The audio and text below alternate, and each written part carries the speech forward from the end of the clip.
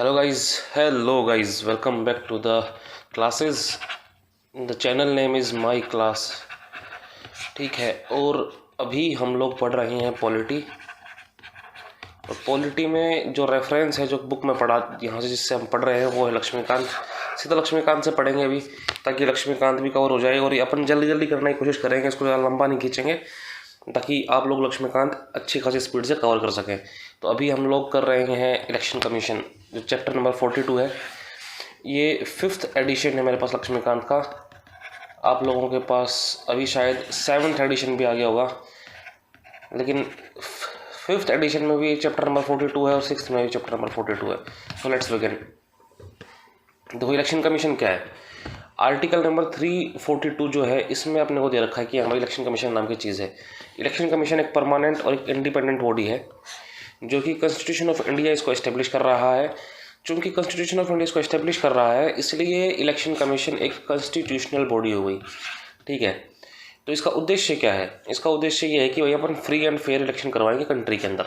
Very good. Article 324 of the constitution ये provide करता है कि इलेक्शन कमीशन सुपरिंटेंडेंस करेगा, डायरेक्शन देगा, कंट्रोल करेगा इलेक्शंस को। देखो, अब इलेक्शंस तो कंट्री में कई टाइप के होते हैं, तो अब कौन कौन से इलेक्शंस को सुपरिंटेंडेंट डायरेक्ट और कंट्रोल करने का जो पावर वो है, वो इलेक्शन कमीशन के पास है। तो ऐसे 4 इलेक्शंस का पावर है।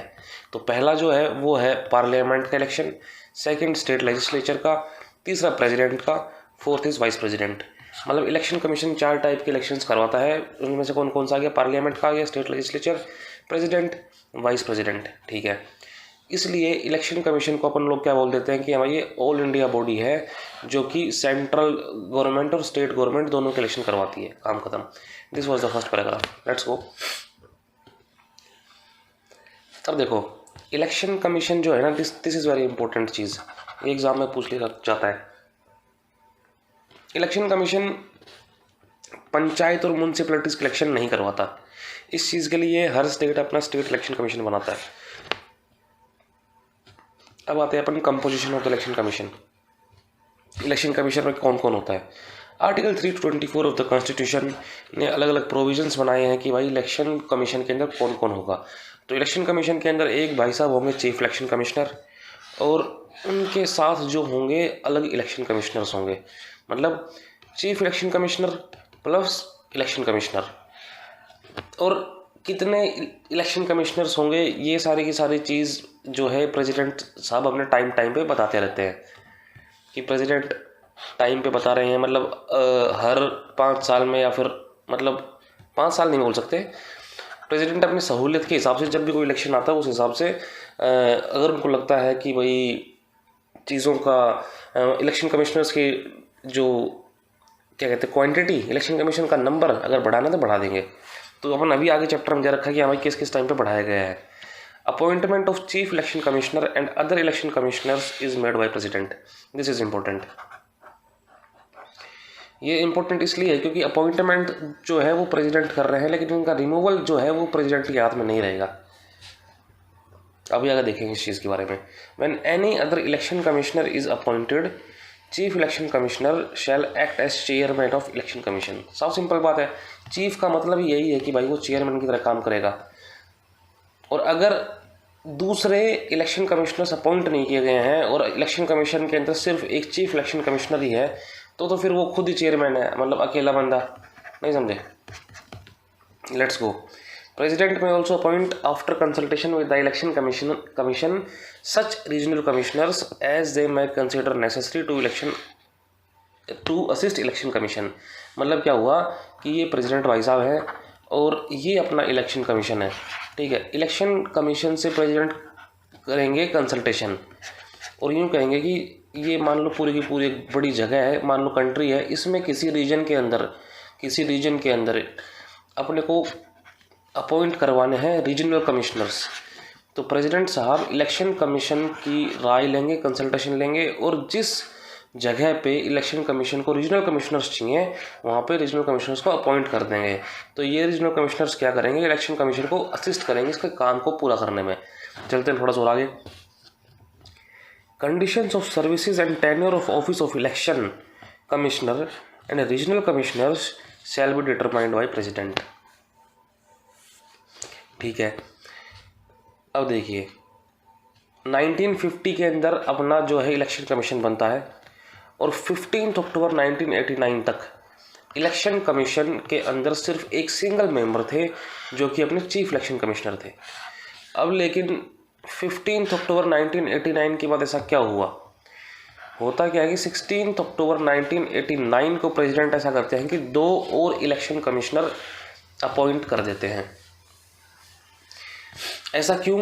क्योंकि इस साल जो गवर्नमेंट ने क्या किया था कि इससे पहले 21 was the minimum age of voting, इस साल गवर्नमेंट ने कर दी थी 18 ईयर्स कि अब से 18 साल की उम्र तक के लोग भी वोट कर सकते हैं। तो इसलिए क्या हुआ कि इलेक्शन कमीशन के पास लोड बढ़ गया, और लोड बढ़ गया तो फिर ज़्यादा लोग चाहिए काम करने के लिए, इसलिए 2 इलेक्शन कमिश्नर्स को अपॉइंट कर दिया गया।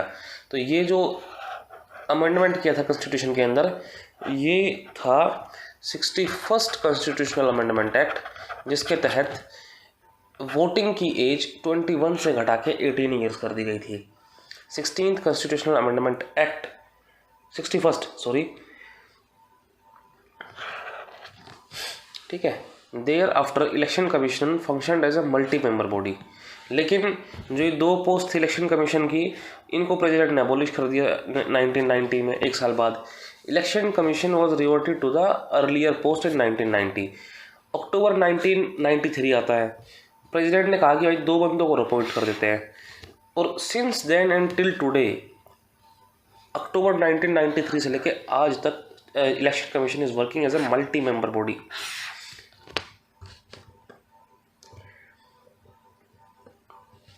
अब देखिए chief election commissioner and the 2 other election commissioner, इन दोनों की इक्वल पावर है, इक्वल सैलरी है, अलाउंस सब कुछ इक्वल है, ठीक है, सब कुछ इक्वल है। और ये सारी जो चीज़ें हैं, तो चीफ इलेक्शन कमिश्नर को और इलेक्शन कमिश्नर्स को जज ऑफ सुप्रीम कोर्ट की तरह माना जाता है। जज ऑफ सुप्रीम कोर्ट की जितनी सैलरी होगी, जितना अलाउंस होगा, उतना ही इनको मिलेगा। तो अब देखो ये चीज़ इंपॉर्टेंट है जज ऑफ सुप्रीम कोर्ट, क्योंकि ये अपने आगे काम आएगा। In case of difference of opinion among the chief election commissioner and the election commissioners, तो matter is decided by commission by majority. This is important. होता क्या था, अंग्रेज़ों के टाइम पे, ब्रिटिश एरा के टाइम पे, जब अपने पास गवर्नर जनरल हुआ करता और साथ में गवर्नर जनरल इन काउंसिल हुआ करती, उस टाइम आपने देखा होगा कि अल्टीमेटली ये कह देते थे कि गवर्नर जनरल के पास वीटो है, जो वो कहेगा वो मान ली जाएगी। लेकिन इलेक्शन कमीशन के अंदर ऐसा नहीं है। इलेक्शन कमीशन में क्या है कि एक चीफ इलेक्शन कमिश्नर है, साथ में 2 इलेक्शन कमिश्नर्स हैं, इन सब की बराबर पावर्स हैं, और बराबर पावर्स होने के बाद अगर किसी चीज़ में इनको डिस्प्यूट आता है, तो डिस्प्यूट के अंदर ऐसा नहीं होगा कि चीफ इलेक्शन कमीशन की जो मर्जी होगी वो चलेगा। ऐसा होगा कि ये लोग मेजोरिटी से अपना डिसीजन लेंगे। अब आती है टर्म, कितने टाइम तक ये लोग रहेंगे। They hold office for a term of 6 years या फिर 65 years. They can resign at any time और can also be removed before the expiry of their term. अब अपन देखेंगे कैसे इनको रिमूव करना है आगे इसी चैप्टर में, let's go.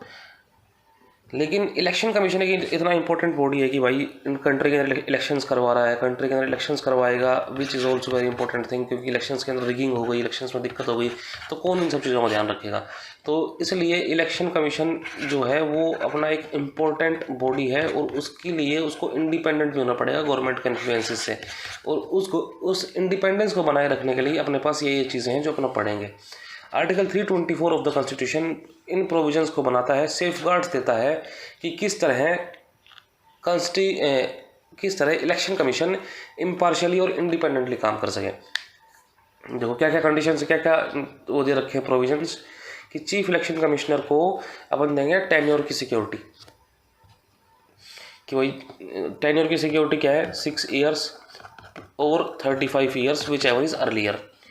He cannot be removed his office except in same manner on same grounds as a judge of Supreme Court। आई बात समझ में। अभी अपन ने कहा था कि सुप्रीम कोर्ट के जज की जो सैलरी होगी, जो अलाउंस होगा, जो कंडीशंस होगी, उसी तरह अपन लोग इसको रख रहे हैं इलेक्शन कमिश्नर्स को, चीफ इलेक्शन कमिश्नर्स को। तो उसी तरीके से जिस तरह सुप्रीम कोर्ट के जज को हटाया जाता है, उसी तरीके से हम इलेक्शन कमिश्नर को भी हटाएंगे। मतलब क्या हुआ कि he can be removed by president on the basis of resolution passed by both the houses of parliament with special majority. ठीक है, either on the ground of proved misbehaviour and incapacity, मतलब दो ही ग्राउंड्स हैं जिन grounds पे election commissioner को हटाया जा सकता है, which is proved misbehaviour and incapacity. Let's go. He does not hold his office till the pleasure of president दो he is appointed by him. आइए आज समझ में, मतलब ऐसा नहीं है प्रेसिडेंट ने जब मन चाहा तब हटा देगा, लेकिन प्रेसिडेंट तब हटाएगा जब दोनों के दोनों हाउसेज स्पेशल मेजोरिटी के साथ रेजोल्यूशन को पास करेंगे, तब इसको हटाया जा सकता है। The service conditions of the chief election commissioner can not be varied to his disadvantage after his appointment. अब देखो, मान लो कि इलेक्शन कमिश्नर को अपन लगा दिया, अब अपन यूँ कह गवर्नमेंट उसको यूँ कह दे कि भाई क्या तो तेरी सैलरी है ना 2.5 लाख से हम लोग कर देंगे 2 रुपये, नहीं तो हमारे हिसाब से काम कर, मान लो। या फिर गवर्नमेंट उसको कह दे भाई तेरा बंगला ले रहे हैं, जिस बंगले के अंदर तू रह रहा है, या फिर तो हमारे हिसाब से काम कर। तो अपॉइंटमेंट के बाद उसके डिसएडवांटेज के लिए उसकी सर्विस कंडीशंस को नहीं चेंज किया जा सकता, यही कह रहा है। एंड दिस मेक्स श्योर कि वो थोड़ा सा इंडिपेंडेंटली काम करें। The third point, any other election commissioner या फिर regional commissioner can not be removed from office except on the recommendation of chief election commissioner. अब अपन ने ये देखा था कि election commissioner and chief election commissioners equal है, लेकिन रिमूवल के टाइम पे सीधा चीफ इलेक्शन कमिश्नर की अगर रिकमेंडेशन हो गई तो इनको हटाया जा सकता है। दो द कॉन्स्टिट्यूशन है shout to safeguard and ensure the independence and impartiality of the election commission, कुछ फ्लोज भी हैं।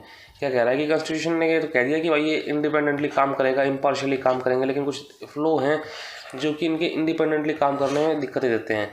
क्या पहला आ गया, देखो कॉन्स्टिट्यूशन ने ऐसा कहा ही नहीं कि भाई इनके पास कुछ क्वालिफिकेशन हो, कुछ तगड़े लोग हों जिससे कि अपन लोग हाँ भाई इन लोगों को इलेक्शन कमीशन के अंदर अपॉइंट करना है, ऐसा कुछ नहीं कह रखा कॉन्स्टिट्यूशन ने।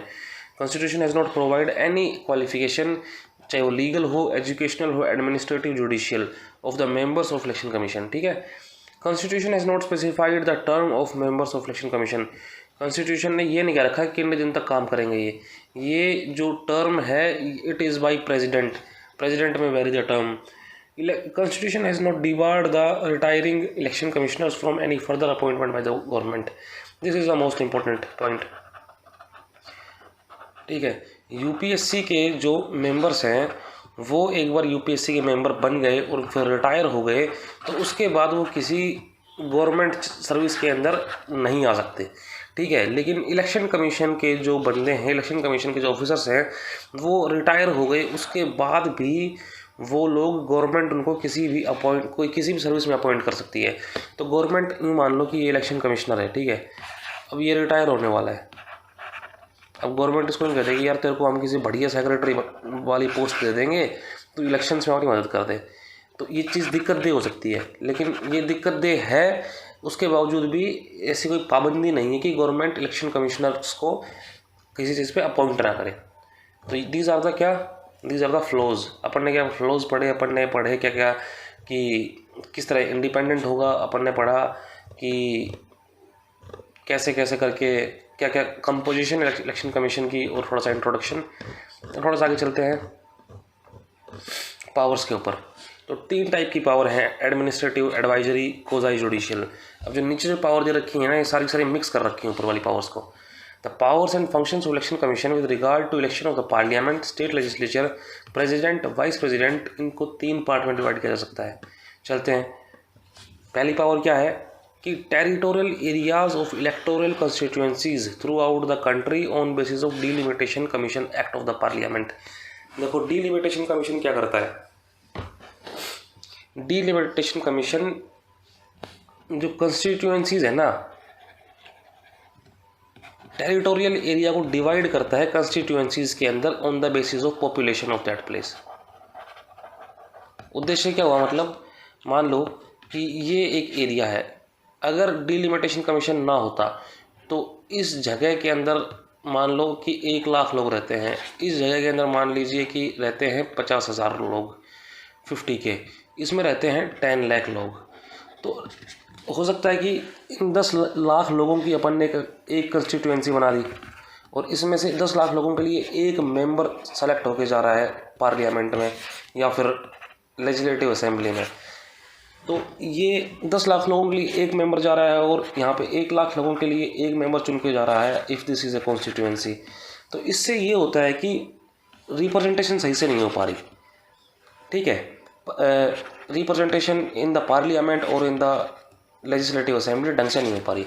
इसलिए डिलिमिटेशन कमीशन यूँ कहता है कि भाई हम लोग कॉन्स्टिट्यूएंसीज को इस तरह से डिवाइड करेंगे कि बराबर पॉपुलेशन हो और सबकी बराबर पॉपुलेशन हो, और अप्रोक्सीमेटली सबकी बराबर पॉपुलेशन हो, और उनमें से एक रिप्रेजेंटेटिव जाएगा इन लोगों को रिप्रेजेंट करने। तो मिसमैनेजमेंट या फिर एरर इन द रिप्रेजेंटेशन ना आए, ठीक है। तो ये काम है डिलिमिटेशन कमीशन का। तो अब डिलिमिटेशन कमीशन आ गया। अब देखते हैं अपन क्या कह रहा है। ये determine the territorial areas of electoral constituencies. ये कंस्टिट्यूएंसी है, इसकी कितना एरिया इस कंस्टिट्यूएंसी को मिलेगा उस चीज़ को डिटरमाइन करता है इलेक्शन कमीशन। और इस चीज़ को कैसे डिटरमाइन करेगा? Delimitation commission of the parliament की हेल्प से। इतनी हो गई, इसको मिटा देता हूँ एक बार, बहुत ज़्यादा घिस पिच हो गया। अब चलते हैं थोड़ा आगे। पहला काम क्या था कि कंस्टिट्यूएंसीज को डिटरमाइन करना है, ठीक है। First work is this. Second, periodically electoral rolls को रिवाइज करना है, प्रिपेयर करना है, and to register all the eligible voters. This is the work of election commission. और भी आगे वर्क है। डेट्स को नोटिफाई करेगा कि भाई इलेक्शंस कब हैं, और स्क्रूटनाइज नॉमिनेशन पेपर्स। मान लो ये नेता है एक, ठीक है, दिस इज ए नेता, और ये नेता जो है इसने नॉमिनेशन पेपर फाइल किया, ठीक है, इसने नॉमिनेशन पेपर फाइल किया, तो इसको स्क्रूटनाइज करना है काम किसका? इलेक्शन कमीशन का। और to notify the dates and schedules of the elections, ये भी इलेक्शन कमीशन करेगा। किसी भी पॉलिटिकल पार्टी को रिकॉग्निशन देनी है वो इलेक्शन कमीशन करेगा। किसी भी पॉलिटिकल पार्टी को सिंबल देना है वो इलेक्शन कमीशन करेगा। अगर सिंबल्स को लेकर डिस्प्यूट्स हो गए हैं and recognition of political party को लेकर डिस्प्यूट्स हो गए हैं, तो वो उस चीज़ को कोर्ट की तरह बिहेव करके इलेक्शन कमीशन उन सारे डिस्प्यूट्स को सेटल करेगा। मतलब अभी ये कोर्ट की तरह बिहेव कर रहा है इस टाइम पे, तो it is acting as what? It is acting as a quasi judicial body, ठीक है। To appoint officers for inquiring into disputes relating to electoral arrangement. Officers को अपॉइंट करेगा कि देखो भाई इलेक्टोरल अरेंजमेंट्स को लेकर कोई डिस्प्यूट तो नहीं हो रहा है। To determine the code of conduct. Code of conduct भी यही देखेंगे भाई साहब कि कोड ऑफ कंडक्ट डिटरमाइन करेंगे, और ये देखेंगे पॉलिटिकल पार्टीज और कैंडिडेट्स जो हैं वो इलेक्शंस के टाइम में कोड ऑफ कंडक्ट को ऑब्जर्व कर रहे हैं कि नहीं कर रहे। To prepare roster for publicity. Roster मतलब पब्लिसिटी का प्लान बनाएंगे ये of the policies of political parties on radio and TV in time of elections. आगे क्या करेंगे? ये प्रेसिडेंट को एडवाइस देंगे कि भाई साहब किन on the matters of disqualification of members of parliament, ठीक है। लेट्स गो आगे। To advise the governor on matter of the disqualifications of the members of state legislature. Very good. अगर कहीं पे पोल्स रिग हो गई हैं, बूथ कैप्चरिंग हो गई है, दंगा फसाद हो गया है, तो वहाँ के पोल्स को रद्द करने की क्षमता भी इन्हीं के अंदर है। और क्या कर सकते हैं? ये प्रेसिडेंट को रिक्वेस्ट करेंगे, गवर्नर को रिक्वेस्ट करेंगे कि भाई requisitioning the staff necessary for the conducting elections. देखो इलेक्शन कमीशन का खुद का स्टाफ होता नहीं है, ठीक है। तो ये क्या करेगा इलेक्शन कमीशन? अगर सेंटर लेवल के ऊपर इलेक्शन है तो प्रेसिडेंट को कहेंगे कि भाई आपको स्टाफ चाहिए हमारा काम पूरा करने के लिए। अगर स्टेट लेवल पे है तो गवर्नर भाई साहब को कहेंगे कि गवर्नर साहब हमको स्टाफ चाहिए। तो ये वही है, इनको रिक्वेस्ट कर रहा है कि हमको स्टाफ दे दो काम करने के लिए for conducting elections. To supervise the machinery of elections throughout the country to ensure free and fair election. Simple बात है, यही काम है। एडवाइस करेंगे प्रेसिडेंट को whether the elections can be held in state. President को advice कर रहे हैं कि एक स्टेट के अंदर, जब उस स्टेट के अंदर प्रेसिडेंट रूल है उस टाइम इलेक्शंस करवाए जा सकते हैं या नहीं,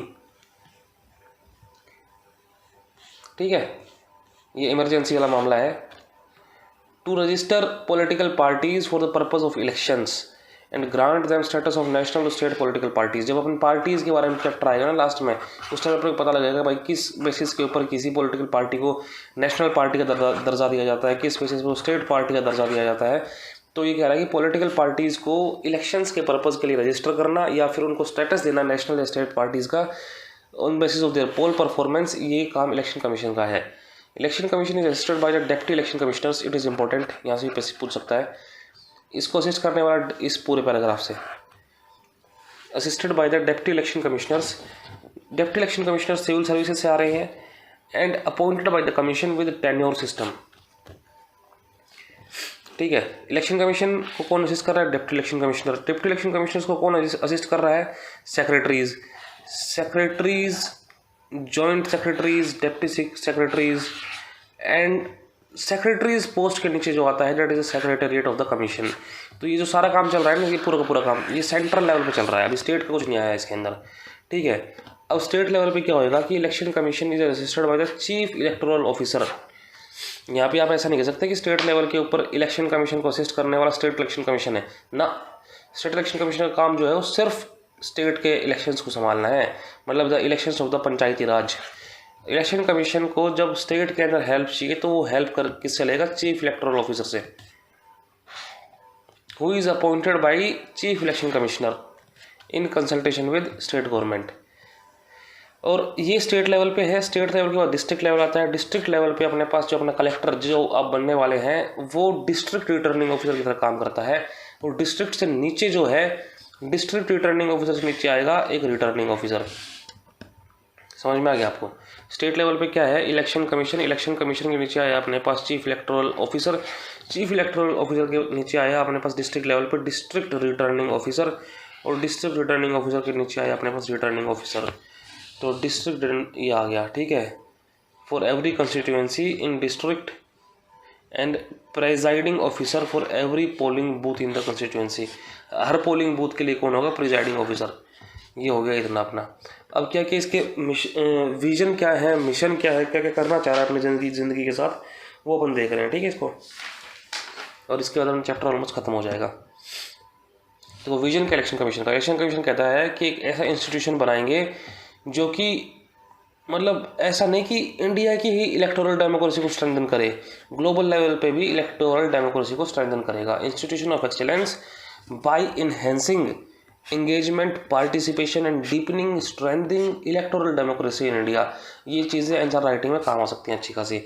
मिशन क्या है? Election commission India maintains independence, integrity and autonomy, ensure accessibility, inclusiveness and ethical participation of stakeholders, adopts highest standards of professionalism for delivering free, fair, transparent elections to strengthen the trust in electoral democracy and governance. Good, very good. ठीक है, ये mission हो गया। अब देखो guiding principles क्या हैं इसके। Commission has laid down to itself कि भाई कमीशन कहता है कि भाई हम इन चीज़ों को, ये हमारे प्रिंसिपल हैं, इस हिसाब से हम काम करेंगे। क्या प्रिंसिपल है? फर्स्ट, जो संविधान के अंदर जो वैल्यूज़ इंश्राइंड हैं उनका हम सम्मान करेंगे, अपहोल्ड करेंगे। कौन कौन सी वैल्यूज़?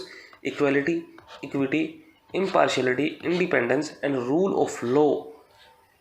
इन चीज़ों को हम सारों का यूज़ करेंगे। कब यूज़ करेंगे? जब हम लोग इलेक्शंस को डायरेक्ट करेंगे, सुपरिंटेंडेंट करेंगे, कंट्रोल करेंगे, उस टाइम पे हम लोग equity, equality, impartiality, independence, rule of law, इन सब चीज़ों का ध्यान रखेंगे। This is the first guiding principle. Second guiding principle क्या है? इलेक्शंस जो हैं वो उनकी standard of credibility, freeness, fairness, transparency, integrity, accountability, autonomy, professionalism, इन सारी की सारी चीज़ों के साथ इलेक्शंस को अपन कंडक्ट करेंगे। This is important. सारे के सारे एलिजिबल सिटीजन्स का पार्टिसिपेशन हो in the electoral process is in an inclusive, water centric and water friendly environment,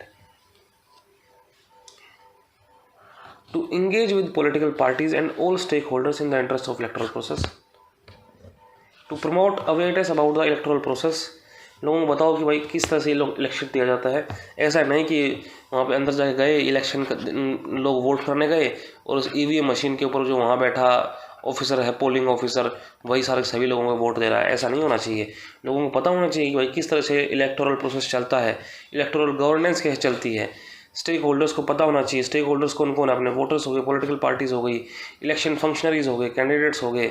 इन सबको पता होना चाहिए क्या उनकी ड्यूटी है, क्या उनको किस तरह से प्रोसेस चलेगा।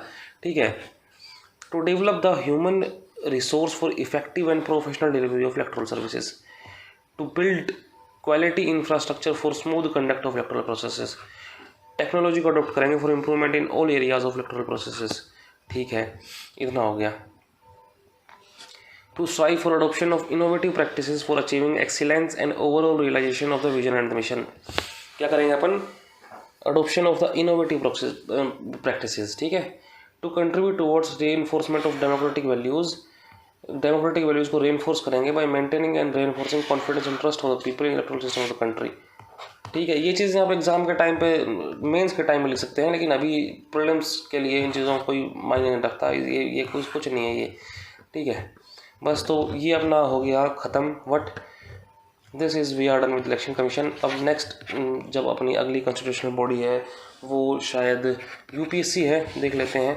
हाँ, इट इज़ यूपीएससी। ये तो आपको अच्छी तरह से आनी चाहिए। तो नेक्स्ट लेक्चर में हम लोग इस चीज़ को देख लेंगे। Okay and guys, bye bye, tata, take care, thanks for watching my classes. I am Dikshant and let's see you in the next video. Bye bye.